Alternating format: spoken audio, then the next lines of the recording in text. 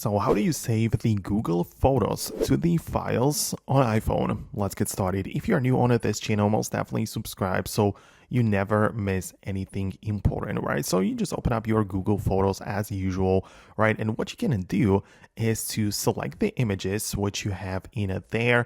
And in order to get it outside of the app or to save it somewhere, generally you do this by clicking on the share button, right? So it's in the bottom left corner, right? And this gives you the ability to just save it somewhere else, right? So you can use like AirDrop to share it or whatever. But as you can see, we have the button to save to files. So that's pretty useful, right? And this will make the Files app open up, right? You get to pick and select the location, right? So browse your folders, perhaps create a brand new one or whatever. But that's how you can save the Google Photos, right, to the Files app.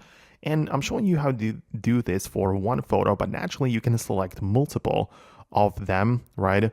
And you'll be able to do the very same thing, right? So it's actually going to be much quicker if you do it in bulk, right? Compared to just doing it one by one.